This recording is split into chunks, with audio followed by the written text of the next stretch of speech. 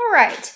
After the French Revolution, as I talked about in the last video, the French Revolution was kind of peppered with instability and corruption and problems. And so this paves the way for a new ruler to come in, and his name is Napoleon Bonaparte. And so we're going to talk about Napoleon and how his wars impacted Europe. So the I can statement for this video is by the end of the video, you should be able to explain the impact of Napoleon and then explain the impact of the Napoleonic Wars on Europe and Latin America. And I really want you to think about how not only did Napoleon's wars impact Europe, but how did his wars impact Latin America and the colonies of Latin America. So I really want you guys to think about that as we go through this video.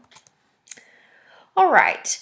Napoleon was a general in France, and he was almost kind of like a national hero. So in 1799, he is able to pose a coup d'etat, and he is able to take over power of the French Directory, and he's able to assume almost the power of a dictator over the French Republic. And as he does this, he very quickly negotiates peace with the other anti-French powers, those powers who were very against the French during the time of the French Revolution.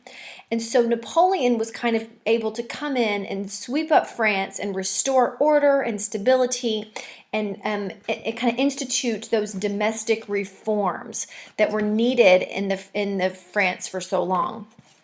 One of those reforms that he institutes was the Napoleonic Code, which is just a system of law that really does combine traditional law from the monarchy with new laws that were from the Revolution. And he also signs an agreement or a concordat with the Catholic Church, which the French Revolution kind of caused that strained relationship with the Catholic Church as the revolutionaries were seizing land and picking up all of the church's belongings to pay off debts. Napoleon kind of comes in and smooths that over.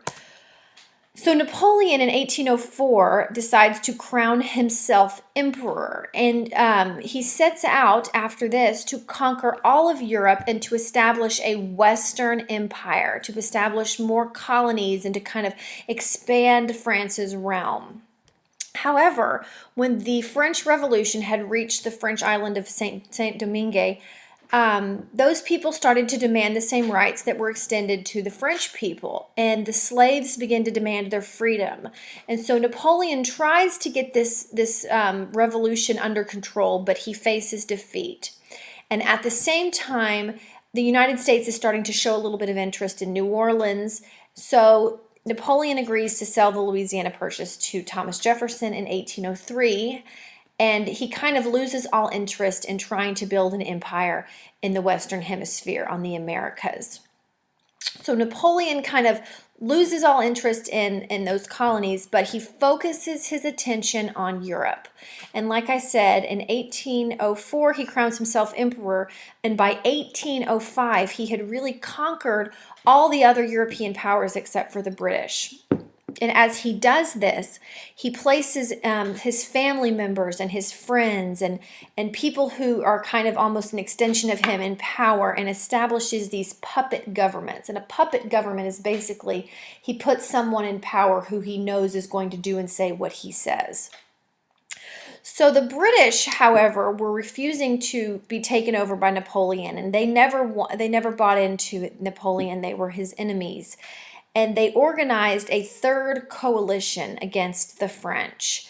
And they get Russia, Sweden, and Austria to join in this coalition. However, all of these powers end up signing a peace treaty with Napoleon, except for the British. And so these wars, these conquerors of Napoleon, these conquests, become known as the Napoleonic Wars. And these are just wars against France by these opposing coalitions in Europe, and it leads to Napoleon dominating and ruling most of Europe during his reign. Napoleon was able to grow a vast empire. Like I said, he's able to control most of Europe at this time, and he really doesn't lose any battles of his wars. However, there is one battle the Battle of Trafalgar, which he loses this battle with the British. And it was a naval battle. And at the time, Great Britain was known for having the strongest navy in Europe. And they were able to defeat the French Empire. And this kind of shows that the British Navy kept its supremacy and they were able to defeat Napoleon. So despite this loss, the victories that he won gave him control of most of Europe, and he was able to spread some of the French revolutionary ideas that he was imposing in France across Europe.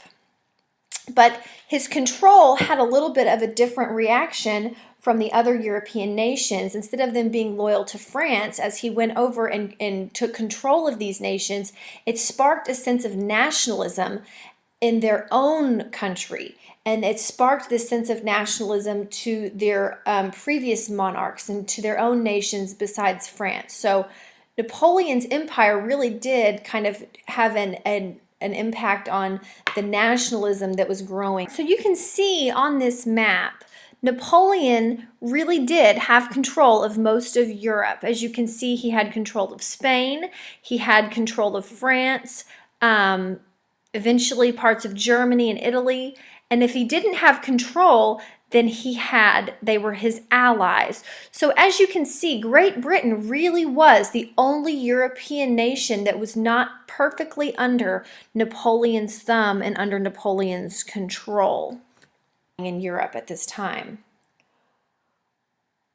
Well, as quickly as Napoleon was able to build himself up, Napoleon falls, and he makes some extremely crucial mistakes in his reign, 3 to be exact.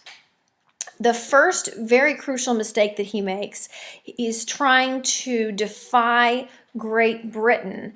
And he tries to do this with the use of the continental system. And the continental system was basically continental Europe would close all of its ports and the communication between Great Britain and continental Europe.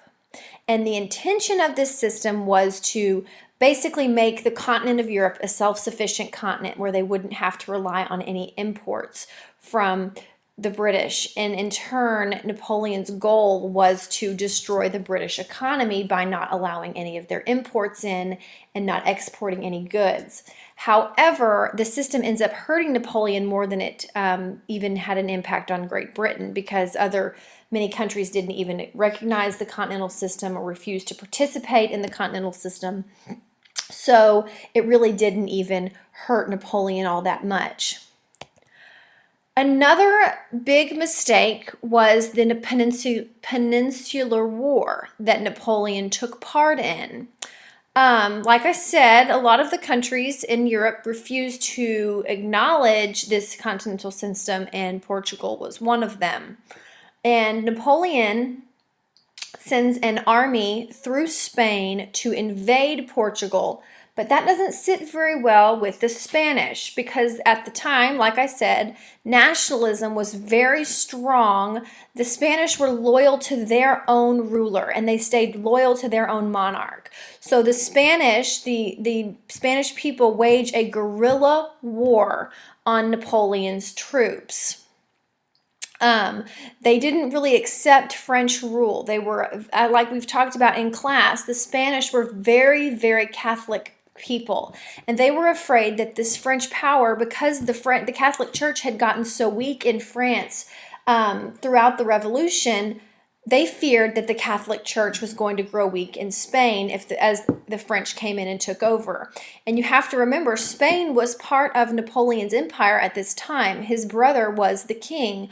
So the Spanish people were not loyal to Napoleon's brother, the king. They were more loyal to their previous monarch. So they waged this guerrilla war on Napoleon's troops, and Napoleon loses about 300,000 men. And as this happens, that feeling of nationalism continues to sweep across Europe as people see the Spanish rise up and fight against their supposed ruler. All right, in June of 1812, Napoleon probably makes the biggest mistake of his reign, and that is when he decides to invade Russia.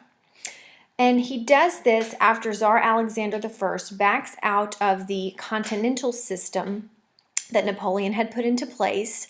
And when he does this, Napoleon decides that he is going to invade Russia. Well, Napoleon was a military genius, like we talked about, and a military hero, but many of his troops were not French. They were not loyal to him. They were not from France, so they're not going to have that sense of urgency to fight for his cause. And another thing that hurt Napoleon in Russia was the fact that they practiced the scorched earth policy, meaning that they burned their fields and their livestock and anything that might help the enemy get supplies or food or anything was not available because they burnt them. They killed livestock, they burnt it, they burnt the fields, they did everything to destroy any kind of advantage for their enemy. So they did that to leave nothing for their enemies. So Napoleon comes in and he's able to defeat the Russian, but Tsar Alexander I, he refuses to surrender. And as he's doing this, the Russian winter is beginning to set in. And as this does, the French are finding themselves with no food and no supplies, and they're starting to get disease, and things are starting to look really down for them. So as the Napoleon's troops are retreating back to France, they are attacked by the Russians and they are defeated because they are down and they didn't come prepared to stay through the Russian winter, which is extremely harsh and extremely cold. And you will see in future wars that the Russians are going to use their winter to their advantage many times, but they definitely did in the case with Napoleon's troops. And Napoleon returns to Paris without his men. So that was kind of a big move, causing lots of discontent and lots of strain, and kind of causing Napoleon to really take a spiral downward in his reign. So that failure in Russia and him leaving the troops in Russia, that's going to cause a lot of discontent, like I said. And the other European powers work to overthrow him. So the European powers invade France, and they're able to push Napoleon off of his throne. Louis XVIII is restored to the throne. So the original monarch in France is restored to a throne, and he signs a charter that guarantees his people rights and guarantees his people a legislature. And as for Napoleon, he is sent into exile, but he reappears, he comes back to take over France for a brief time, but he is defeated again at the Battle of Waterloo, and he is sent into exile again on an Atlantic island until his death. Napoleon, so he goes into exile twice. The first time did not last. The second time, he ends up staying until he dies. So Napoleon's his empire, while it was strong while he was there, his downfall was very quick. Now, after the defeat of Napoleon, the leaders have to get together and they have to decide what they're going to do with Europe, because he had conquered so much of Europe. They had to redraw some of the boundaries and settle some of the issues. Mainly the goal of the Congress of Vienna was really to kind of end this liberalism and this new nationalism that had come up with the Enlightenment and in the French Revolution. And they wanted to restore the old monarchs into power and maintain the policy of legitimacy, which is basically that divine right, or who is the legitimate ruler from the throne. And they want to maintain the traditional rulers in France. And so the Congress of Vienna is kind of characterized as restoring and trying to retain that policy of legitimacy, as well as keeping a balance of power in in Europe, keeping a balance of power in Europe. So no one can rise up, no European power can rise up and try and take over all of Europe again. So it's important to understand the purpose of the Congress of Vienna was basically to restore that balance of power, make it to where no European power could get so strong, and to restore that policy of legitimacy in restoring those traditional rulers to the throne. And here's a map of what Europe looks like after the Congress of Vienna, and it basically unites the Italian kingdoms and it unites the German kingdoms. So it does do some very interesting things to the boundaries of Europe. So Napoleon's impact. What impact did Napoleon have? Well, he had a lot. He kind of reaffirmed those Enlightenment and revolutionary ideas, and he kind of spread them across Europe. Also, his conquering and all of his conquests changed the boundaries of Europe and united the Italian states as well as the German states into nations. Like I've been saying, nationalism. He helped establish that policy of nationalism because they didn't respond to French rule with loyalty. They responded with that heightened sense of loyalty to their own nation. And really importantly, Spain and Portugal, as they were forced to give up their thrones and they were given over to his puppet governments, their colonies in the Americas gain their control of their own trade, and they start to form their own local governments, and they start to want to build and have a revolution of their own. So these colonies that were owned by Spain and Portugal, they are going to kind of break free and create their own local governments, and that is going to start to lead to revolution. So you can kind of see how Napoleon and his wars indirectly had a huge impact on Latin America and kind of sparking revolution and establishing government in those Latin American colonies. All right, so let's think about this. What was the impact of Napoleon's wars on Europe? And how did Napoleon ignite nationalism across the European continent?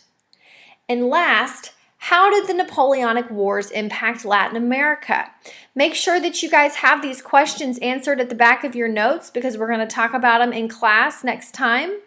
I will see you guys